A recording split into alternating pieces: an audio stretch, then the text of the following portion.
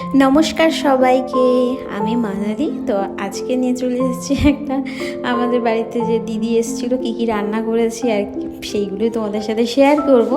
তো প্রথমেই দেখলে বিরিয়ানি, তো আজকে আমি মাটন বিরিয়ানি বানিয়েছি আর সাথে ছিল চিকেন পাকোড়া, এটা বানিয়েছি। আর এখানে তো চিকেন পাকোড়াটা ভীষণ সিম্পল ওয়েতে বানানো, এই যে ম্যারিনেট করা আর গরম গরম ফ্রাই হচ্ছে, আমরা খাচ্ছি। আর এখানে এই যে বিরিয়ানির জন্য মাটন, আমি একটু অন্যরকমভাবে মাটন বিরিয়ানি করি, যেটা দাদা বৌদির স্টাইলে।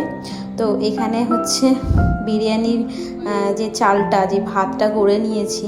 এখন এখানে সব কিছু দেওয়া আছে। তো তোমরা যদি বলো একদিনকে আমি তোমাদের রেসিপিটা দিয়ে দেবো। তো আমাদের কি বলবো, এটা আমাদের ফ্যামিলি, দিদি বলো, ফ্রেন্ড সার্কেল বলো, সবাই একটু আমার হাতে বিরিয়ানিটা পছন্দ করে। অ্যাকচুয়ালি আমি একা না, মানে আমরা দুজন মিলেই করি। আর এখানে দিদিরা রয়েছে। আর বিরিয়ানি এখানে দেখো রেডি হয়ে গেছে।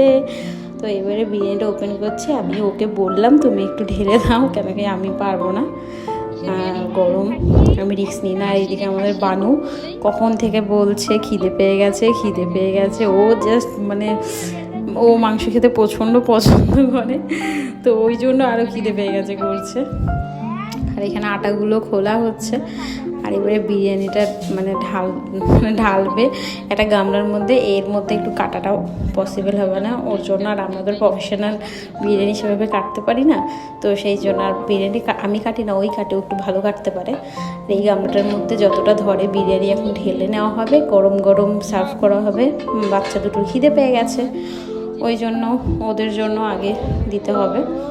আর এই যে দেখো পুরো একদম সুন্দর বিরিয়ানি। এখানে মানে সাদা রাইস আর এই কালারফুল রাইস দুটোই আছে। তো আমি যেভাবে বিরিয়ানি করি সেটা অনেকটা দাদা বৌদির স্টাইলে, বাট দাদা বৌদির কী সিক্রেট মশলা দেয় ওটা তো আমি জানি না, বাট পুরোটাই ওই রকমভাবেই করার চেষ্টা করি। ইভেন সবাই খুব পছন্দও করে। আর এই যে এখানে এরা দুজন খাচ্ছে। আর দিদি আর দাদা বাড়িতে নিয়ে যাবে, সেই জন্য দিদিদের জন্য ওই কন্টেনারে দিয়ে দিলাম। তো এখন চলে যাবে দিদিরা, রাত তখন 12টা বেশি বেজে গেছে। তো দিদিরা এদিকে চলে যাচ্ছে। আর আমার এখন অনেক ঘরের কাজ আছে, সেগুলো তোমাদের কাছে শেয়ার করলাম না। আমি ভীষণ মানে কি বলবো, রান্না করতে গেলে ভীষণ আমার বাসন বার হয়, তো ওগুলো সব এখন মাজবো না, সকালে মাজবো, বা ঠিকঠাক করে রাখতে হবে।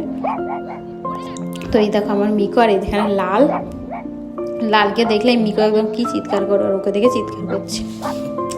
তো চলো এবার দিদিরাও চলে যাচ্ছে, আর তোমাদেরকেও টাটা, আবার পরে আসবো। সবাই ভালো।